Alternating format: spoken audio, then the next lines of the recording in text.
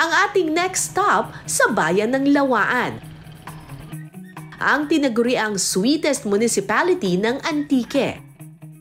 Dito raw kasi matatagpuan ang malawak na tubuhan at mga pagawaan ng Muscovado sugar. Yung probinsya ng Antique ang top producer ng Muscovado sugar sa buong Pilipinas. Yung Muscovado sugar, ito yung dark brown na uri ng asukal. Talagang purong-puro, tapos matamis siya talaga at masarap yung lasa. Pero over the years, medyo nag-decline yung production ng Muscovado kasi syempre napalitan na ito ng refined sugar, yung puting-puting asukal. Ngayon dito sa Antique, nire-revive nila ulit yung industry ng Muscovado kasi mas healthy yung Muscovado at saka ito yung nakakatulong sa mga tao rito. Harvest season na raw, mangunguha tayo ng tubo. Let's go! Okay, mangunguha tayo ng tubo. Magandang araw po. Magandang araw po. Hello po, Kuya. Kayo po si Kuya Tobias Magluyan. Mukhang nakuha na, na-harvest na. Opo, dinala na namin doon sa may... ito na lang ang naiwan. Opo. Alam nyo, ang tubo, usually pinatutubo nila ito mga 12 months. Yeah. Diba? Mga 10 to 12 months bago talagang tumaas ng ganito. At once a year lang talaga ang harvest season. Ano? Yes. Naku, paano po ba Ganito naman mo. Mag-trapas. Yan. Saan po banda? Yan, dito. Pag dito na yan, no? Kukunin na yan. Ayun. Lagay dito. Lalagay dyan. Saan ang kuha? Dito? Dan, sa puno. Sa puno, yan, sa dulo sige, talaga, ganyan. Opo. Yan. Sige, yan. Tapos? Kunin mo ang dito. Saan banda? Yan, dito? yan. Paano ko malalaman kung saan banda kukunin? Ano lang yung karkulo na lang yan. Kakalkulanin ko na lang. Yan, lagay dyan. Ito, matamis na ito. Tamis yan. Ito pa yung madali, yung pagtatabas. Oh. Ang mahirap, yung pagbubuhat. Kaya nga dati, noong mga 1960s, talagang #1 talaga ang Antique pagdating sa Muscovado sugar. Yung Muscovado, actually ito yung healthy na uri ng sugar kasi wala siya masyadong chemicals, hindi siya dumaan sa makina. Talagang mano-mano ang pagluluto dito.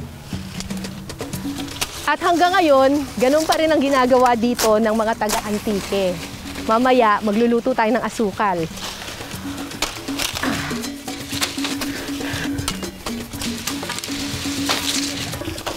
Dun sa matigas, doon mo hihiwain. Puputulin na ganyan. Kargahin na natin ito, mga tubong to.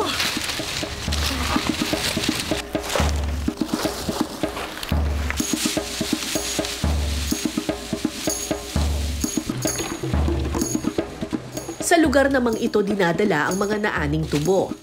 Padadaanin ito sa isang makina para makuha ang katas. Gamit itong makina na ito, ipapasok ngayon natin itong mga tubo para ma-extract yung katas ng sugarcane or ng tubo. Ayan o, tingnan nyo, kapag nilagay na niya, Kuya, mag-ingat ka dyan! Baka makuha ka ng makina! Sanay na po rito. Doon sa ilalim, lumalabas na yung katas ng sugarcane. Ayan o, puro yan.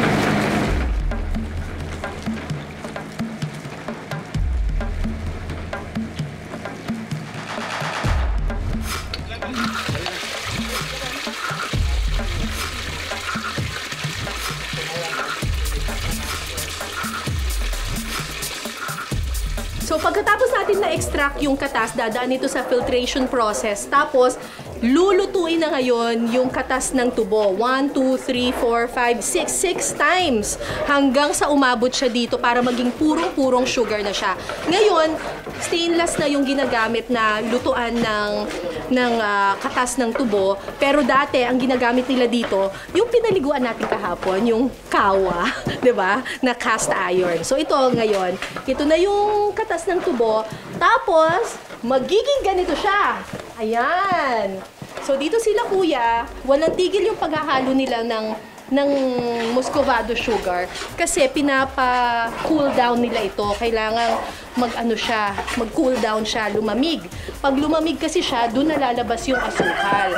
Kapag hindi natin siya hinalo ng hinalo, naku, titigas, tapos magiging parang panot siya ba siya. So ito kailangan 1 oras daw silang maghahalo-halo dito. Kapatagi na ba? Ayun o, dun sa bahaging yon, nakikita ninyo, asukal na siya talaga oh. Kanina, liquid pa talaga yan. As in, very talagang liquid talaga siya. Pero nung nag-cool down na siya, naging puro na siyang asukal.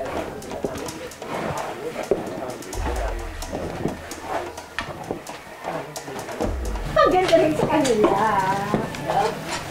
Pwede ka ingin ko. Ang tabo.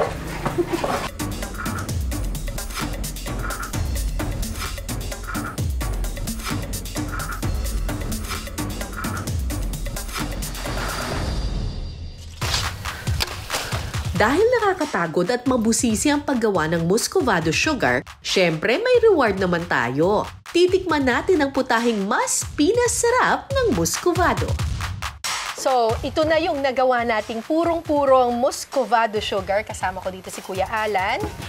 Gagawa tayo ng Chicken estofado. chicken estofado Opo. na may muscovado sugar. May muscovado.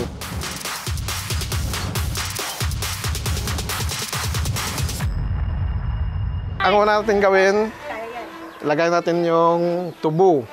Ay, ilalagay Ito po, itong tubo. Gawin natin yung kama ng manok. Lagay natin yung manok. Native ito? Native po. Naku, matagal yan papalang. Native na manok. Pagkatapos, titimplahan ng manok. Ingredients sa loob. Sibuyas. Sibuyas. Luya. Tsaka bawang. Bawang. Lagyan natin ng toyo. Sa loob, Lalagyan natin ang asin sa loob. Ma-absorb sa loob. Pinya po. Pineapple slice. Pineapple. Ilalagay na rin ang pinya at ang juice nito.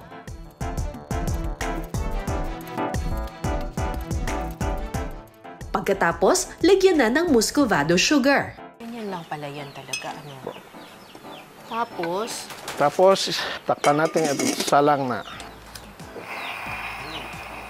Maghintay po tayo ng 45 minutes to 1 hour. Hanggang sa lumambot na talaga siya. Lalagyan din ito ng tanglad na nag-aalis ng lansa at magbibigay ng masarap na aroma. O yun o, lutong-luto na talaga. Makalipas ang 45 minutes, malambot na ang ating manok. Wow! Lagyan natin yung Kamote at saka pinarito nating kamote at saging. Saging na saba. Oh my gosh! Ready to serve na ang estofadong manok.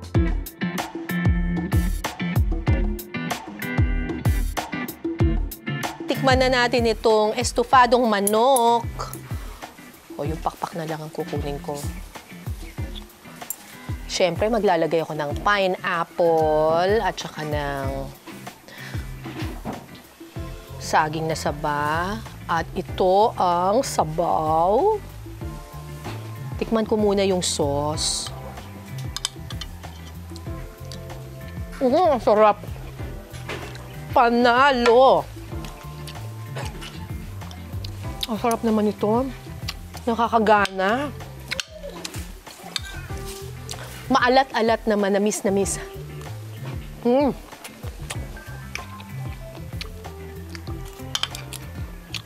Mapaparami ka ng kanin dito. Tsaka super lambot na yung manok. It's the best. Nakatikim na ako ng maraming mga estofado, pero one of the best ito kasi talagang purong-purong muscovado sugar yung ginamit. Hindi overpowering yung tamis niya. Hindi nakakasawa yung tamis niya. Yung talagang, alam mo, purong-purong asukal. Sarap.